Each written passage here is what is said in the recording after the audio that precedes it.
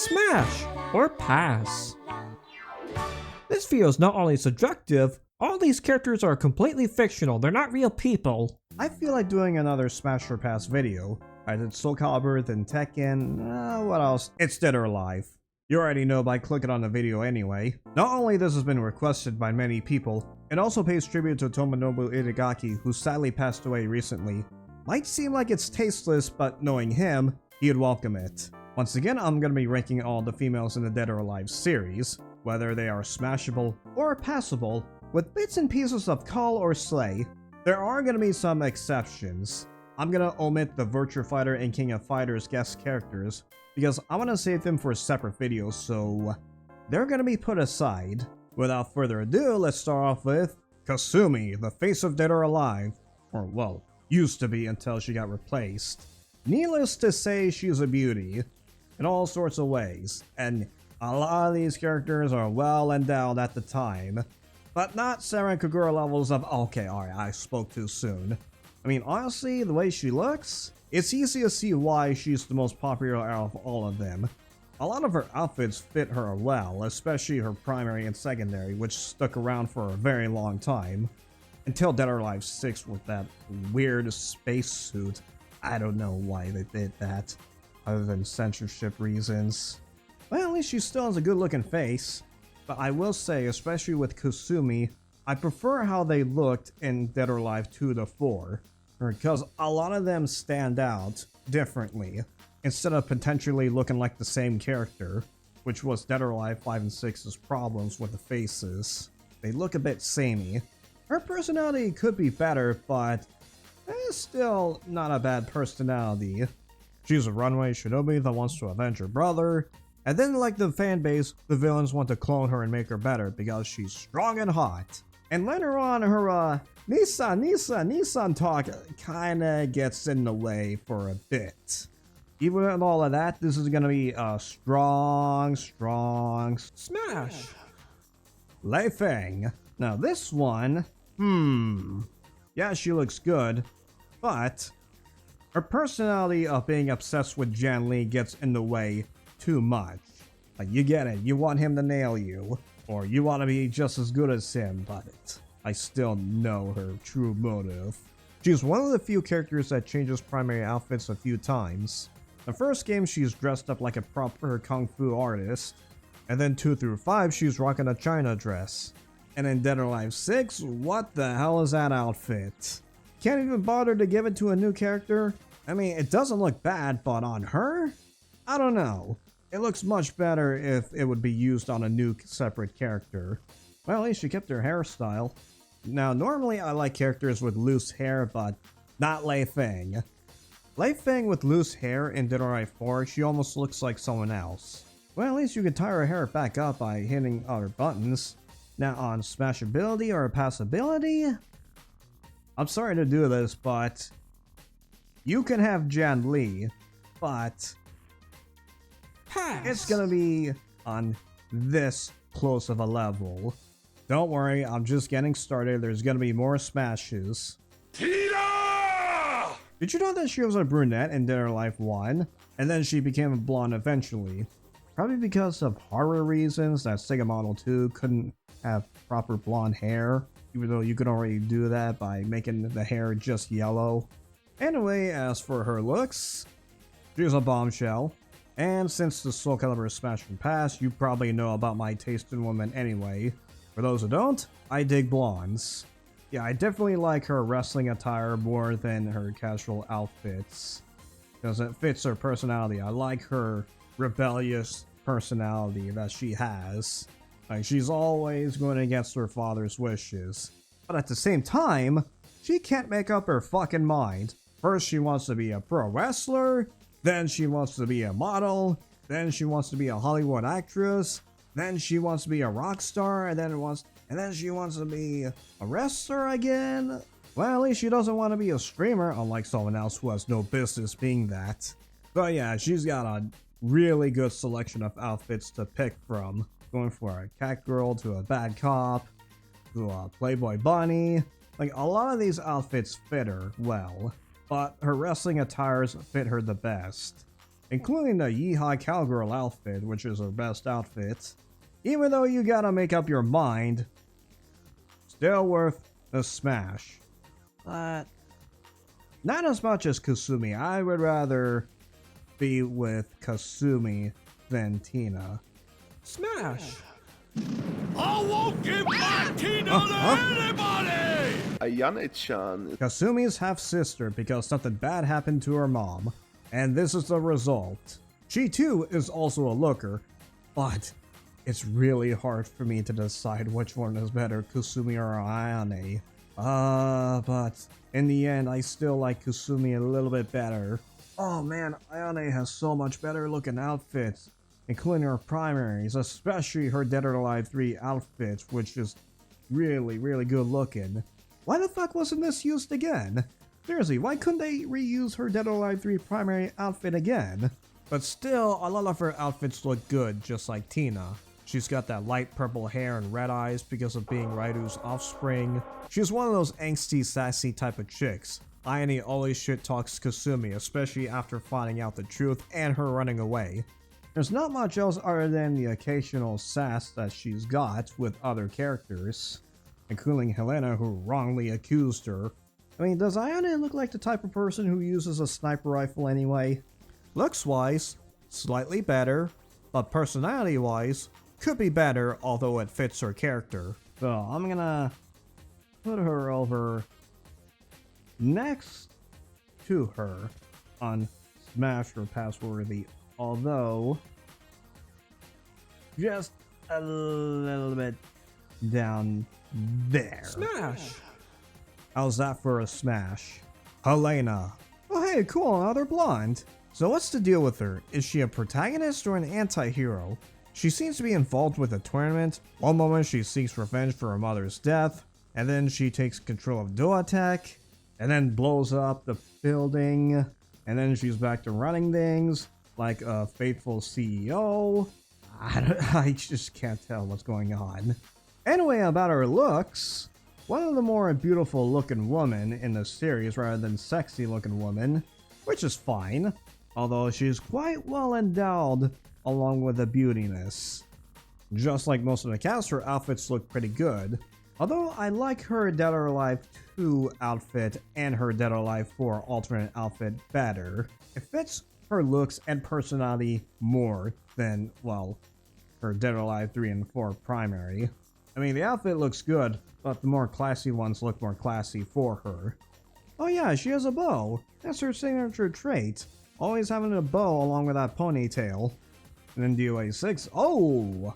Someone's playing favorites, or are they fighting against each other over, no, this outfit looks good. No, this one looks good. Alright, fine. Fuck it. We'll put both in. Excuse me for a moment. Smashability or passability? Because of her personality, I'm gonna smash her, but this is another case of Smash! yeah, I'll smash her, but I'll keep my guard up type of smash. It told me, hey, my favorite Dead or Alive character. Now, where do I begin? First and foremost, she looks pretty, but also a combination of badass. And that's what I like about her. A combination of cute and tough. And she delivers. And man, the way she looks. You could pretty much give her any outfit and she would look good in. You could put her in jeans and she would look cool. You could put her in a karate outfit and she would look badass as well. Put her in a maid outfit and she looks cute. Give her a bikini and she'll look sexy. Give her a pseudo cowgirl outfit and she'll look yeehaw-ish. Give her a black tank top and she'll look a combination of both cute and sexy. I mean, woo, the possibilities are endless with her. Damn. Now on personality, I liked it better when she was handled in Dead or Alive 3, her debut.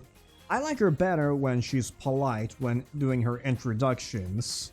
But in Dead or Alive 4, especially in some of the cutscenes, let's just say that she's a bit of a Luann Platter mixed with Peggy Hill.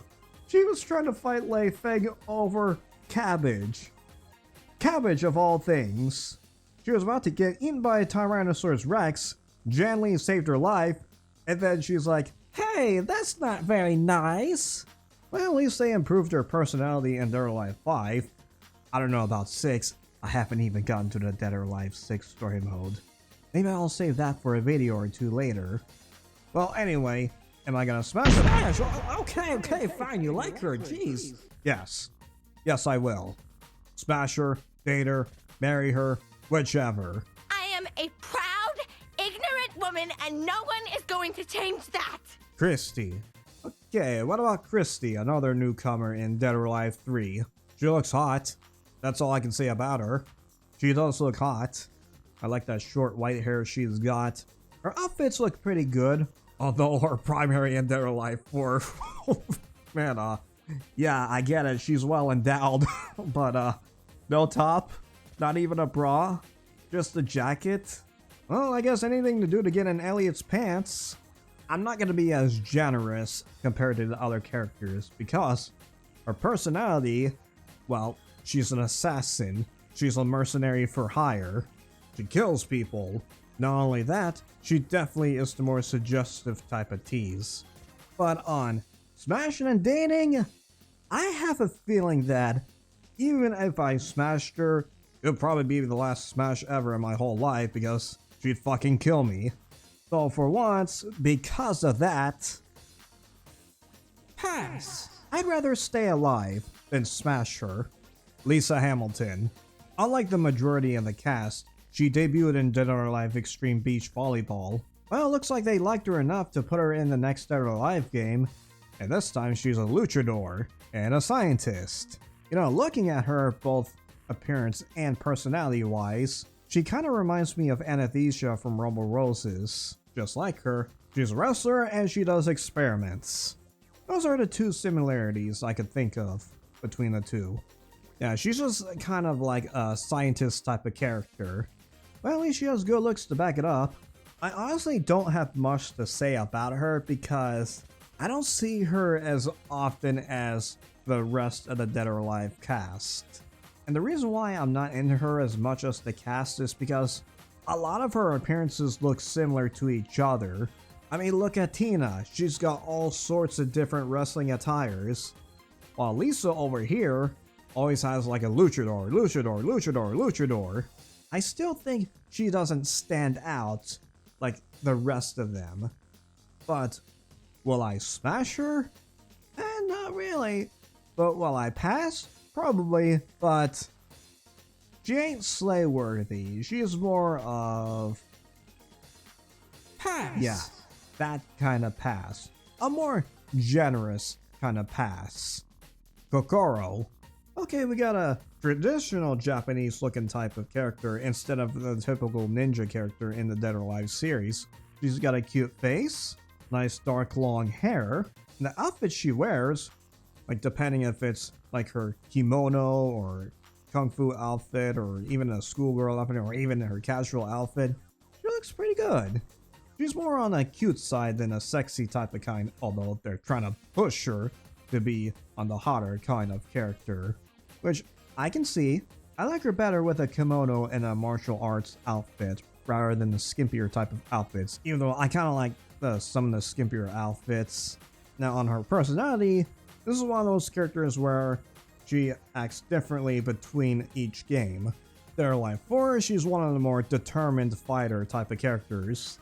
I want to be a geisha, but also I want to be a fighter more. But then in Dead or Alive 5, she's more of an oblivious type of klutz. Like stuff around, like the whole building's like blowing up all over her, and she'd be like, huh, I wonder what's going on. And then that John Lee C with the nunchucks. You'd think that it would be just like him with Hayabusa, but no, she just completely ignores the nunchucks. Once again, I ain't saying shit about Dead or Alive 6 because I haven't played the story yet. Now on smashability or passability, this one's gonna be a smash, but with a bit more call. Smash. This one is more of like a I'll date you a few times kind of smash.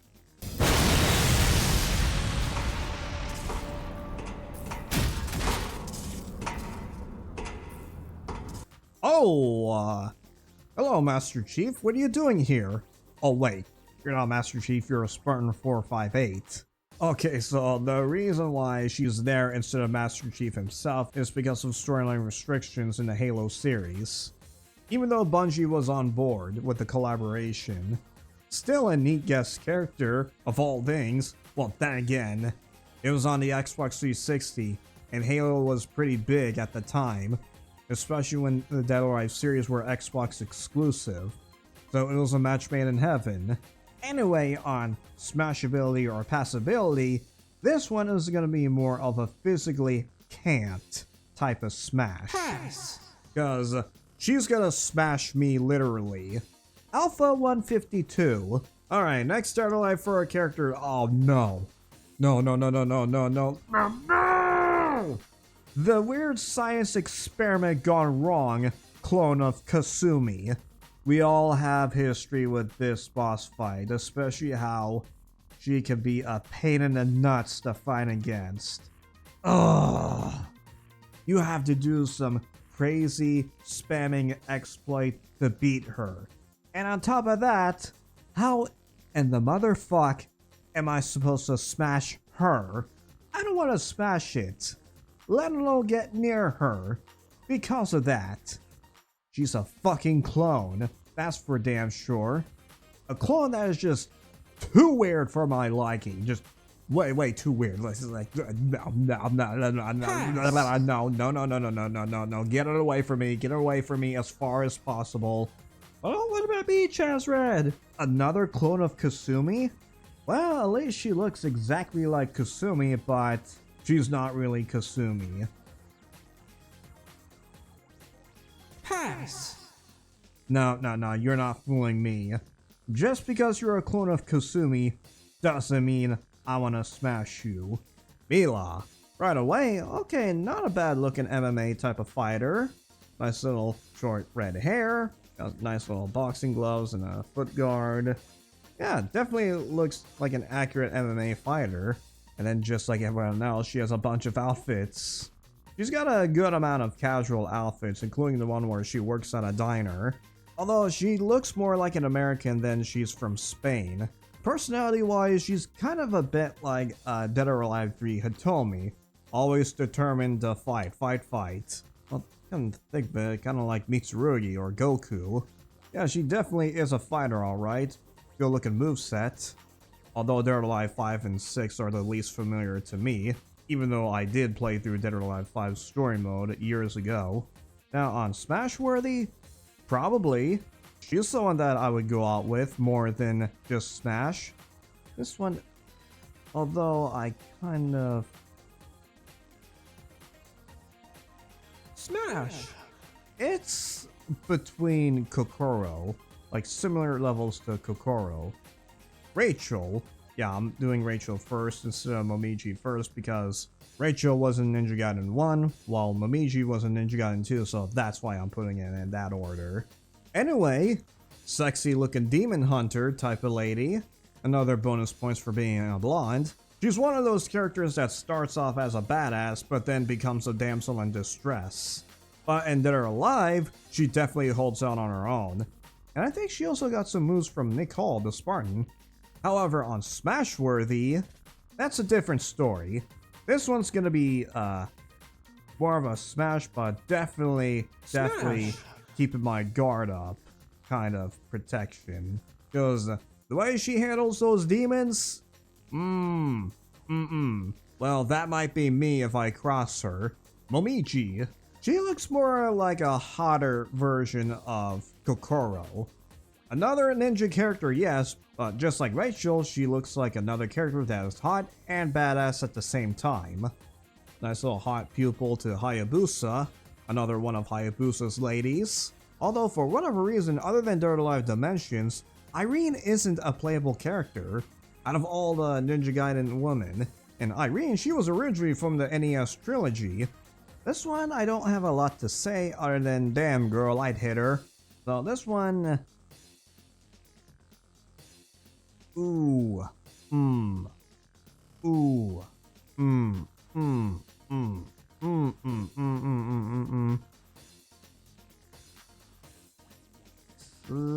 Yeah, this one's gonna be, simple. Smash. but not as much as the others. Marie Rose, oh, her. Yeah, I see her quite a bit. However, I'm gonna be frank, she's too petite for my liking. Like, way too petite for my liking. I'm sure she's got a good moveset and she can hold off on her own, but I don't know. No, not even on a friend zone kind of level. No. I know they're trying to break the mold on the DOA cast, but I've already got a better selection anyway. Phase 4. Oh, you've got to be kidding me. Not another Kasumi clone. This time she's covered up in a cloak. I still stand by on what I said about the other Kasumi clones. Pass. Even if you look the part, she don't act like the part. New Tengu, I swear to God, I better not be another Kasumi clone. Oh, damn. Is this a gender bent version of the Dead or Alive 2 final boss? Man, they really want to bring back Tengu again, didn't they? Well, looks like they delivered on a successor to Tengu, but yeah, I'll admit she's smoking hot. Like, well, very well endowed kind of smoking hot. But I had to remember, it's still a demon. Even though it's shaped like a human, still a demon. And yeah, she's got quite a dark personality right there. Yeah, like a sadistic kind of personality. And oh my god, she's even in Dead or Alive Extreme 3? You know, speaking of Extreme, this is gonna be a smash. But definitely keeping my guard up. Type of smash, but Smash. still smash worthy. But I'll take my chances with her over Christy. Anoka. It was only a matter of time that I see her. Of course, she would be here. She's probably the second most popular Dead or Alive character, to the point where she replaced Kasumi in Venus Vacation. I see her fucking everywhere. And I do mean that in a literal sense. You go to any adult site and type in Dead or Alive, boom, you see her. I see her in all the outfits that you could give her. You could still have that default outfit. It could be a bikini or a wrestling outfit or a ninja outfit or even no clothes at all. And yes, I'll admit she does look cute and hot. The thing with her is that, I mean, I talked about this very early in the video. In Dead or Alive 5 and 6, their faces look similar to each other. And she's one of them. Still, I'll take it over modern Western game woman any day. And as for her moveset and personality, she is pretty much like an ogre or a Necrid type of character where she uses moves from the previous cast. And she's got that little bubbly cutesy personality. She is kind of a bit of an airhead. Still, even with all of that, Smash. I don't blame them for wanting to smash her. I mean, I would too. Several days later. Guess who? The crabs. Your pubes will grab. We wait on bed sheets. Now Tora E. This is the only guest character that'll be on this Smash or Pass list. Now, I am familiar with her because I played Samurai Warriors 4, and compared to the other Samurai Warriors characters, she's pretty good. Not my favorite, but she's pretty good. She's also pretty and well endowed, like very much well endowed. However, in Dead or Alive, she's okay. She's not bad. I mean, I've seen some of the Dead or Alive characters in the Warriors games, especially in Warriors All-Stars. Well, since she uses those boots as her weapon, why not? I mean, she could work as a melee character anyway, for Dead or Alive or a fighting game. So yeah, that's a pretty good choice to have. Her personality is a bit on the moe kind of side, like... Yeah, a pretty badass character and a pretty looking character. Although, I would rather have her as a concubine than to be in a relationship with her. Nico. As for the Dead or Alive 6 editions, I'm only judging them by their looks because I haven't touched the game too much besides recording footage for this video. This is mostly post-editing voiceover because the original recording is mostly just rambling, looking stuff up and, well, bloopers. Back to Nico. Right away, she looks like a combination of Hatsune Miku and Gargura. She's the only character to wear glasses by default rather than manually wearing them, unlike the majority. Fitting since, you know, Niku is something of a scientist herself. This is another petite type of character, like Marie Rose. Her moveset is similar to Marie Rose with some electricity. She also sounds a bit quiet, kinda like Amy. It's too bad I don't dig petite girls. This one's a no, but not as much of a no as the others. Nerd! Tamaki. Like Lisa, she made her debut in a DOA Extreme game and then made it as a fighter, but as a DLC character. For whatever reason, she only speaks Japanese, even if you put the voices to English. Compared to the rest, at least she looks better than Nico, but I've seen better at the same time. She looks decent with the Aikido outfit. Her moveset is a bit on the slow side, but that's to be expected because of the fighting style itself. She's kinda like Asuka and Jun Kazama. Yeah, I know she's a looker, but compared to the rest, she could be better. And like I said before, I'm good with what I got. So, this one is gonna be... I don't mind being her acquaintance. Pass. That goes to show how much I know about Dead or Alive 6. I might change my mind once I go through the story mode. Oh, I'm done already? Besides the other 3 guest characters that I'm saving for much later. As always, I'm gonna count how many smashes or passes, whether I call or slay. So smashes. 1, 2, 3, 4, 5, 6, 7, 8, 9, 10, 11, 12. And then 1, 2, 3, 4, 5, 6, 7, 8, 9, 10. Ooh, almost even. Almost evenly. Well, I knew I was gonna get more smashes than passes. So yeah, that was Smash or Pass Dead or Alive Edition. Do you agree or disagree? Let me know what other series you want me to do. Now if you excuse me, I'm gonna go power up with Hitomi. Hey, thanks for watching. If you want to see more of my stuff, subscribe and hit the bell, okay? Thanks, bye.